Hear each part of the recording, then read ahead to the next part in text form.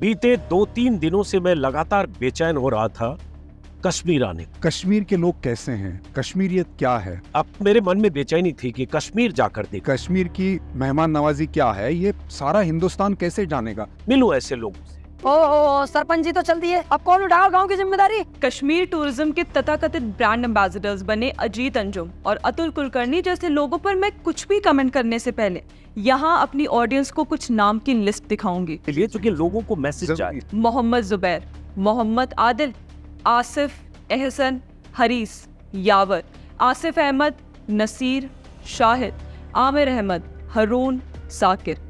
ये नाम उन दगाबाज लोकल कश्मीरियों के हैं जिन्होंने पाकिस्तानी आतंकवादियों की मदद कर भारत या स्पेसिफिकली कहूँ तो जम्मू और कश्मीर के इलाकों में आतंकी हमलों को अंजाम दिया। तो क्या आतंकियों की मदद करने वालों को आतंकी की श्रेणी में नहीं गिनना चाहिए? 1990 में जब कश्मीरी हिंदुओं का नरसंहार कर उन्हें वैली से निकाला गया तब भी ये लोग कश्मीरी ही थे। पर आश्चर्य की बात है कि ये अजीत अंजुम और कुलकर्णी जैसे लोगों को लगता है कुछ ज़कात के टुकड़े मिल गए होंगे, इसलिए वो पहलगाम में हुए उन 27 मासूम हिंदुओं के कत्लेआम को व्हाइट वॉश कर निकल पड़े हैं कश्मीरी टूरिज्म का मोर्चा लेकर। 90% जो बुकिंग्स हैं यहाँ की वो कैंसिल एक्चुअली आज की तारीख में 95-98% कैंसिल। क्या बात कर रहे हैं जी? जैसे ये होटल जहाँ आप जी, जा रहे हैं, जी, मैं भी यहाँ जी। ठहर के गया। सॉरी मैं बीच में मतलब जब इन वामपंथियों को लगा कि ये तो कश्मीरियों की रोटी छीनने पर बात आ गई है, तो चलो चलते हैं इसी पर थोड़ा नैरेटिव वॉर खेलने। क्योंकि दोस्तों ये अर्बन नक्सल या कहे तो इन कांग्रेसी पत्रकारों की हिपोक्रेसी का समझ नहीं आता।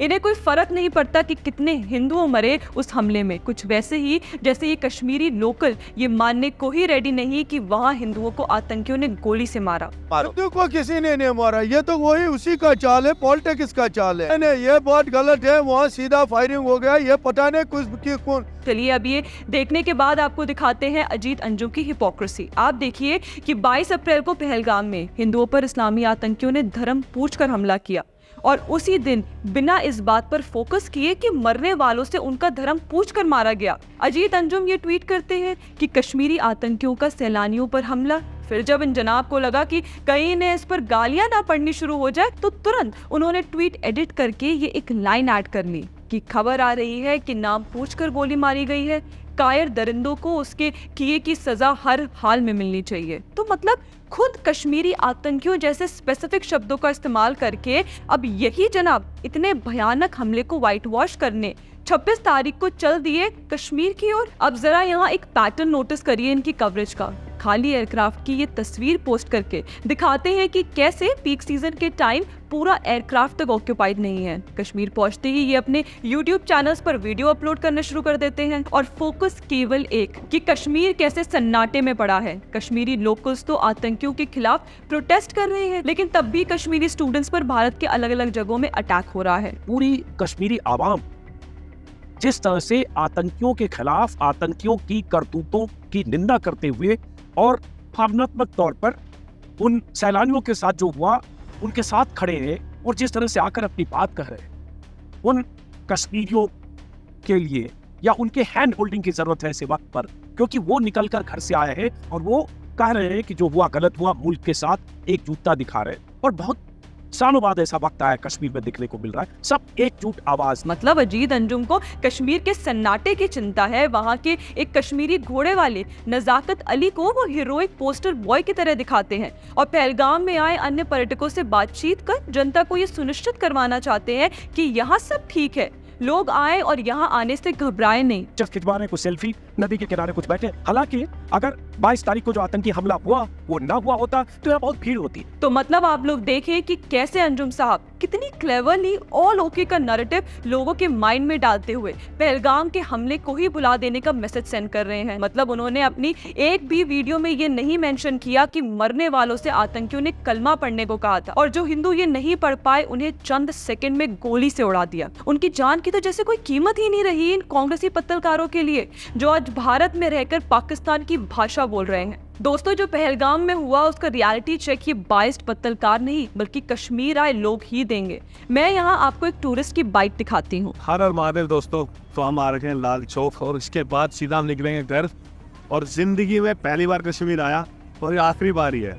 अब जब मरेंगे तो मतलब जब भी दुनिया छोड़ के जाएंगे उससे पहले अब कभी कश्मीर नहीं आएंगे लाइफ में। क्यों? उसका रीज़न है उसका रीजन ये नहीं कि यहाँ सुंदरता, उसका रीजन ये है कि यहाँ के लोगों की ना सोच, मानसिकता बदली नहीं है। दोस्तों ये बता रहे हैं कि लोकल कश्मीरी की मेंटालिटी, जहां एक 5 साल का बच्चा भी यही बोलता है कि पाकिस्तान जिंदाबाद, हिंदुस्तान मुर्दाबाद। क्योंकि यहाँ मैंने एक छोटे बच्चे को देखा था जब मैं रास्ते में था, तो कह रहा हिंदुस्तान मुर्दाबाद, पाकिस्तान जिंदाबाद। हम यहाँ ये बिल्कुल नहीं कह रहे कि सब कश्मीरी आतंकवादी हैं, वही जो हमने अपने एक पुराने वीडियो में भी कहा था। हम बस ये कहना चाहते हैं कि कश्मीर में ऐसे कुछ सो कॉल्ड स्लीपर सेल्स हैं जो वहाँ बैठकर पाकिस्तानी आतंकियों की मदद कर हमारे देश में हमले करवा रहे हैं। पर इन सब मुद्दों को छोड़ ये बॉलीवुड अभिनेता या कहें तो ये अर्बन नक्सली अतुल कुलकर्णी भी चल दिए चलो कश्मीर कैंपेन चलाने। इनका भी पैटर्न कुछ सेम अजीत अंजुम की तरह दिखा। खाली एयरक्राफ्ट की तस्वीरें डालना, भारत विरोधी मीडिया चैनल जैसे बीबीसी चैनल पर ये गुहार लगाना कि कश्मीरियत देखनी है तो यहाँ आकर देखें, लोकल्स के साथ तस्वीरें क्लिक करवाना, ये सब ऐसा लगता है कि एक एजेंडा का पार्ट बन गया है, जहाँ कुछ वामपंथियों को चेरी पिक कर कश्मीर का टिकट करवा दिया गया ताकि वे वहां जाकर कश्मीरियों के प्रति एक सिंपैथी की भावना बना सके कि कैसे यहाँ टूरिज्म सफर कर रहा है। और ये अतुल कुलकर्णी क्या कश्मीर चलो और राष्ट्रवादी होने का ढोंग कर रहे हैं? ये वही इंसान है जो खुद को ना तो हिंदू मानते हैं और ना ही भारत को राष्ट्र। इन सबका मोटो केवल एक ही है कि 22 तारीख को पहलगाम में जिन मासूम हिंदुओं की पाकिस्तानी आतंकियों ने जान ली, उस मुद्दे को धीरे धीरे वाटर डाउन कर दिया जाए। खैर ये अजीत अंजुम और अतुल कुलकर्णी जैसे लोग तो कश्मीर पहुंचकर प्रोपेगेंडा चला रहे हैं, पर कुछ ऐसे शूरवीर कांग्रेसी पत्रकार भी हैं जो अपने स्टूडियो से बैठकर इस वॉरफेयर का पार्ट है, जैसे हमारे रवीश चचा, जो कि भारत के कम और पाकिस्तानी पत्रकार की तरह ज्यादा साउंड करते दिखे। तो क्या आप 6 नदियों का पानी रोक सकते हैं? यह तय कौन करेगा, प्रकृति या मोदी के मंत्री?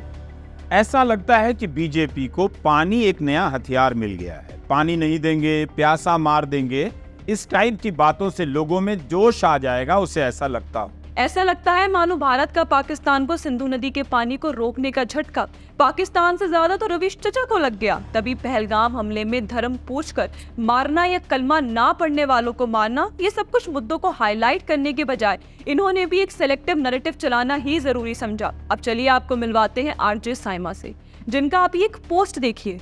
ये एक कश्मीरी हाशिम अली के फ्री में फल बेचने को लेकर एक वही सिंपैथी क्रिएट करती दिखी कि जैसे फ्री में फल बेचने से उन मासूम हिंदुओं की जान वापस आ जाएगी जिनको उनके धर्म पूछकर आतंकियों ने भून दिया।